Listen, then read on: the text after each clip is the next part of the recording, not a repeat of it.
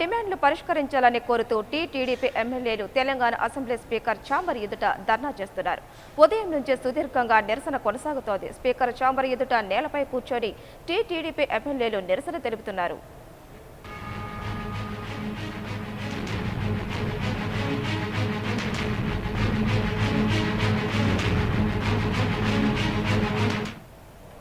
మరి దీనిపై మరిన్ని వివరాలు మా ప్రతినిధి నరసింహారెడ్డి అందిస్తారు.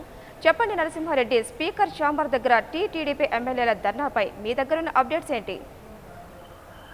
హరిత, ఉదయం 9:30 గంటల నుంచి ఇప్పటిదాకా టీటీసీ తెలంగాణ సస్పెన్షన్ గురైన తెలంగాణ టీడీపీ ఎమ్మెల్యేల ధర్నా కొనసాగుతూనే ఉంది. తెలంగాణ స్పీకర్ మధుసూదనాచారి ఛాంబర్ లో నేలపై కూర్చొని ఎమ్మెల్యేలు తమ నిరసనను తెలియజేస్తున్నారు.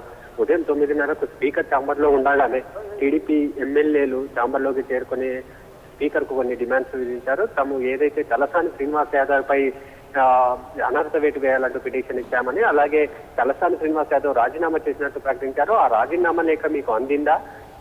ఒకవేళ అందుకే ఆ రాజీనామా లేఖపై మీరు ఎలాంటి నిర్ణయం తీసుకుంటున్నారు? దానిపై అనర్హత వేటు వేస్తారా, లేకపోతే రాజీనామాను తిరస్కరిస్తున్నారన్న అంశాన్ని స్పష్టంగా తెలియజేయాలని ఒక డిమాండ్. అలాగే తమ బడ్జెట్ పై ప్రసంగించకుండా తమపై అన్యాయంగా అనర్హత వేటు వేశారని, అలాగే ఏదైతే జాతీయ గీతాన్ని అవమానపరిచామని చెప్పేసి అనర్హత వేటు వేశారో ఆ రోజు సభలో లేని ఇద్దరు సభ్యులపై కూడా అనర్హత వేటు వేశారు.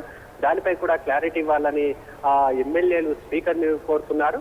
ఇవే ప్రధానమైన ఈ డిమాండ్లపైనే తెలుగుదేశం ఎమ్మెల్యేలు స్పీకర్ ఛాంబర్ లో బైఠాయించారు. అయితే స్పీకర్ ఉదయం సభ మొదలవగానే ఆయన సభలోకి వెళ్ళిపోయారు. ఆ తర్వాత లంచ్ టైంలో 2 గంటలకు మళ్ళీ తన ఛాంబర్ లోకి వచ్చినా కూడా నిరసన కొనసాగుతున్న తెలుగుదేశం ఎమ్మెల్యేలతో ఎలాంటి చర్చలు జరపలేదని మనకు తెలుగుదేశం ఎమ్మెల్యేలు చెప్తున్నారు. స్పీకర్ తన ఛాంబర్లోకి వచ్చి లంచ్ చేసేసి మళ్ళీ సభలోకి వెళ్ళిపోయారు. తెలుగుదేశం ఎమ్మెల్యేలు మాత్రం గత 5 గంటలుగా తమ నిరసనను మాత్రం కంటిన్యూగా కొనసాగిస్తున్న ప్రధాన డిమాండ్ అయితే తలసాని శ్రీనివాస్ యాదవ్ రాజీనామా అసలు స్పీకర్ ఛాంబర్ కు వచ్చిందా, వస్తే మీరు ఎందుకు యాక్షన్ తీసుకోవట్లేదు, యాక్షన్ తీసుకోకపోతే నేను యాక్షన్ తీసుకోనన్న ఏదో ఒకటి స్పష్టంగా చెప్పాల్సిన అవసరం ఉంది అని వాళ్ళు డిమాండ్ చేస్తున్నారు. సభ ముగిసే వరకు కూడా వాళ్ళు ఛాంబర్ లోనే దీక్షను కొనసాగించే అవకాశాలు స్పష్టంగా కనిపిస్తున్నాయి. హరిత, థ్యాంక్ యూ నరసింహారెడ్డి.